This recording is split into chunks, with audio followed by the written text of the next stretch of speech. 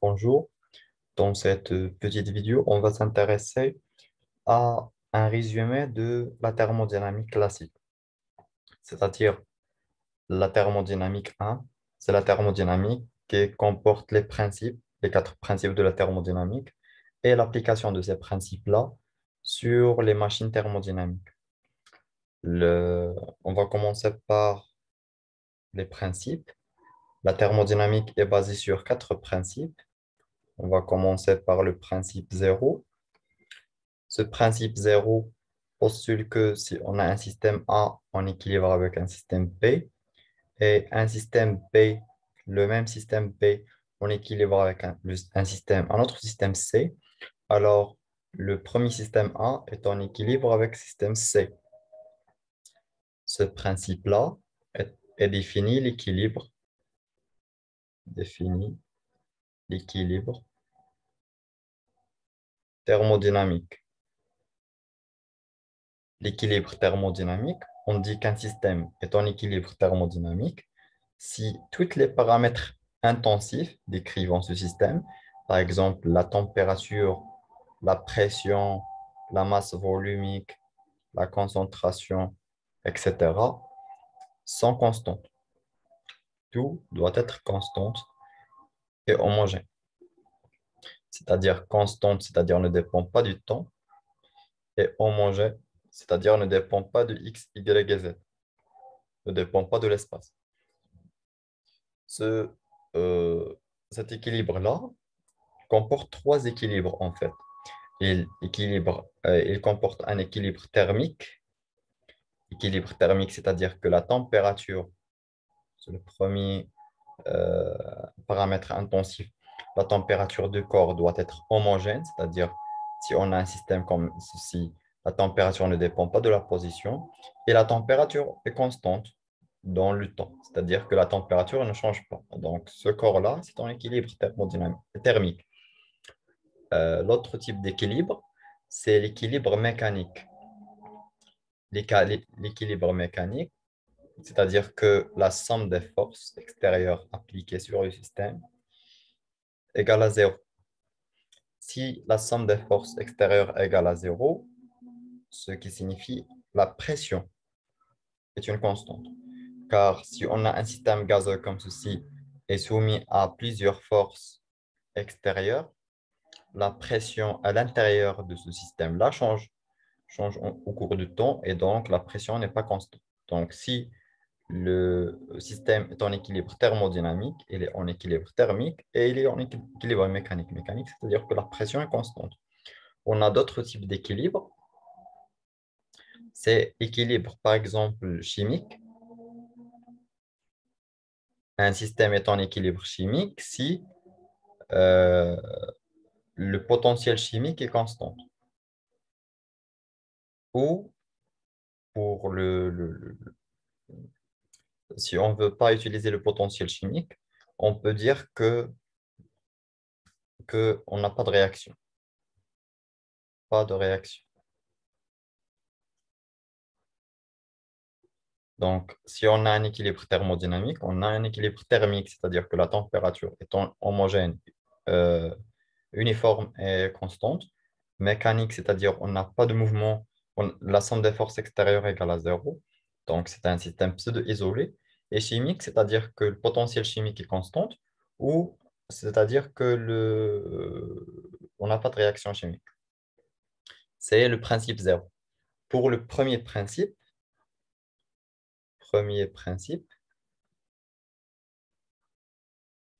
pour ce premier principe-là, il postule que la variation de l'énergie totale du système égale à une petite quantité de travail échangé avec l'extérieur, plus une petite quantité de chaleur échangée avec l'extérieur. C'est-à-dire qu'on a un système ici c'est notre système, il échange avec l'extérieur du travail, il échange avec l'extérieur une quantité de chaleur, et la variation de son énergie totale, c'est-à-dire l'énergie totale, par exemple, ici, entre un instant T et un instant T plus dt, correspond en fait la somme de travail échangé avec l'extérieur et la chaleur échangée avec l'extérieur. Ce principe-là est valable pour un système fermé. Il faut que le système soit fermé. Ce principe-là est valable pour un système fermé. Ce principe-là est appelé principe de conservation. Il postule la conservation de l'énergie. C'est-à-dire, si on a un système non pas fermé, mais isolé, un système isolé ne change pas du travail avec l'extérieur, donc dW égale à zéro, et ne change pas la chaleur avec l'extérieur, donc dQ égale à zéro. Donc, pour un système isolé, si le système est isolé, DE total égale à zéro. Donc, l'énergie totale est constante. On peut dire que c'est un système conservatif. Mais c'est quoi l'énergie totale? L'énergie totale comporte quoi? L'énergie totale, elle comporte l'énergie cinétique macroscopique, c'est-à-dire l'énergie totale, l'énergie cinétique de tout le système, c'est-à-dire 1 demi m fois v au carré, la vitesse du système. Si on a un système qui se déplace, par exemple, par rapport à un référentiel R. On a aussi l'énergie potentielle des forces extérieures, c'est les forces conservatives qui s'appliquent sur notre système. Par exemple, le poids ou une tension, si on a un système relié à un ressort, par exemple, l'énergie potentielle ici comporte la somme de toutes ces énergies potentielles. Et on a aussi l'énergie interne. Cette énergie interne, c'est la somme des énergies microscopiques. L'énergie interne comporte donc deux choses. C'est l'énergie cinétique microscopique moyenne, c'est-à-dire l'énergie cinétique des molécules ou des particules constituant le système. C'est l'énergie cinétique moyenne microscopique, plus l'énergie potentielle des interactions entre les particules constituant le système. C'est les deux énergies constituant l'énergie interne. Alors qu'ici, on a euh, l'énergie mécanique macroscopique. Donc l'énergie potentielle, l'énergie totale, on peut l'écrire sous la forme de l'énergie mécanique macro plus l'énergie mécanique micro. C'est l'énergie mécanique microscopique, c'est l'énergie interne, et l'énergie mécanique macroscopique, c'est l'énergie cinétique macroscopique plus l'énergie potentielle extérieure. C'est le deuxième principe. Cette formulation-là de premier principe, c'est la formulation élémentaire. On a une variation élémentaire, une variation élémentaire de l'énergie interne ou l'énergie totale, une quantité élémentaire du travail et une quantité élémentaire de Q, de chaleur. Euh, on peut faire l'intégrale euh, de cette expression-là.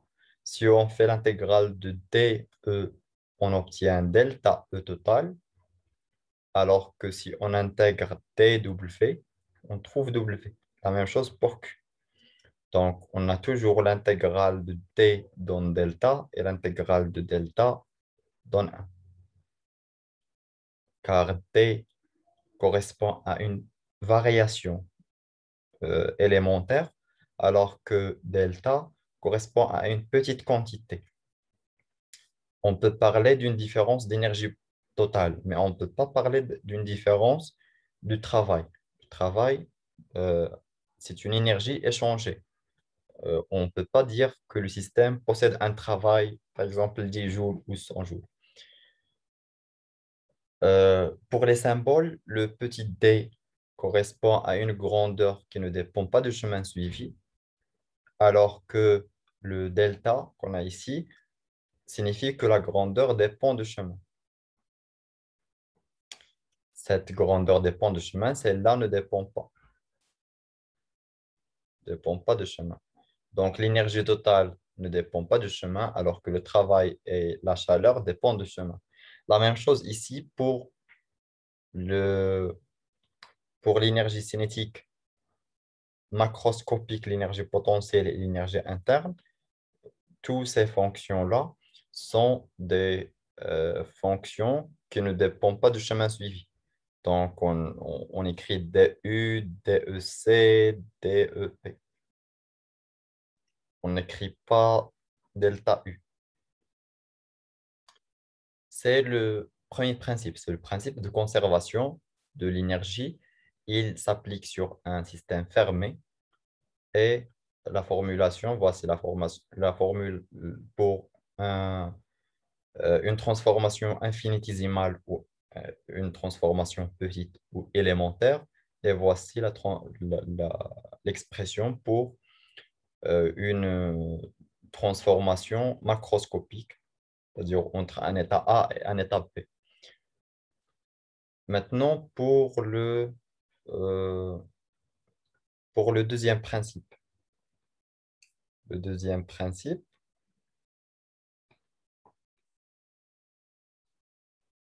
pour le deuxième principe, il s'applique aussi pour un système fermé. Il s'applique aussi pour un système fermé. Et pour un système fermé, on a une fonction appelée entropie. On a une fonction appelée entropie S, telle que delta S égale à S créé plus S échangé. Euh, On a une fonction, cette fonction, c'est l'entropie. Euh, la variation, c'est une fonction d'état, bien sûr, c'est-à-dire que sa variation ne dépend pas du chemin suivi. Et donc, on met delta S égale à S créé plus S échangé. Le deuxième principe postule que S créé est positif ou nul. Voici la formulation du deuxième principe. Le deuxième principe, ce n'est pas cette relation-là. Le deuxième principe postule que pour un système fermé, S créé est positif ou nul. Alors qu'on a d'autres formulations, on peut dire par exemple pour un système isolé, on n'a pas de entropie créée, on n'a pas d'entropie échangée, c'est-à-dire que SE égale à 0, ce qui donne que delta S égale à SC, qui est positif en nul. C'est une autre formulation de deuxième principe, mais c'est pour un système isolé. On a d'autres formulations, mais on se limite à ces deux formulations-là pour le deuxième principe. Il nous reste juste le troisième principe. Le troisième principe, en effet, avant d'entamer le deuxième principe, il faut mentionner ici que le troisième principe, il faut mentionner que le deuxième principe, c'est le principe d'évolution. C'est un principe dit principe d'évolution. Donc, on a vu maintenant trois principes. On a le principe zéro, c'est un principe d'équivalence, d'équilibre. Il définit l'équilibre. Le premier principe, c'est le principe de conservation. Il postule la conservation de l'énergie totale. Et on a un principe, deuxième principe, c'est le principe d'évolution. Et on a le troisième principe, c'est le principe dit de référence. Donc, le troisième principe, c'est le principe de référence. Ce principe-là postule que S de T égale à 0 Kelvin égale à 0. Ceci pour un corps cristallin.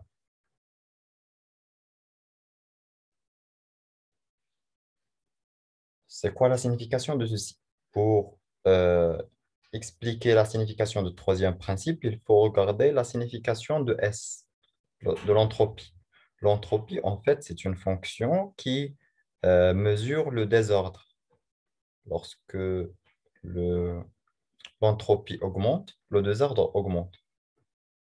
Or, on connaît que si on a un corps à une température T, si on augmente cette température-là, le désordre augmente.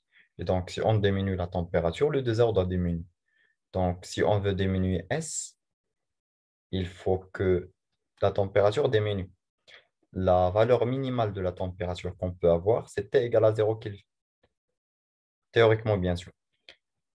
T égale à 0 Kelvin. Et donc, lorsque T égale à 0 Kelvin, on postule que l'entropie égale à 0, c'est-à-dire on n'a pas de désordre, on a un ordre absolu, car on a ici une température basse absolue. C'est le troisième principe. Et donc, le deuxième principe, à partir de ceci, de cette signification de l'entropie, postule que delta S est positif pour un système isolé. Et donc, pour tout système isolé, le désordre augmente. Quel que soit le système isolé, le désordre ne peut qu'augmenter jusqu'à une valeur maximale. On a ici deux cas, en fait. On a delta S positif ou delta S nul. On a delta S est nul si la transformation est réversible, alors qu'elle est positive, il est irréversible. Une transformation réversible, c'est une transformation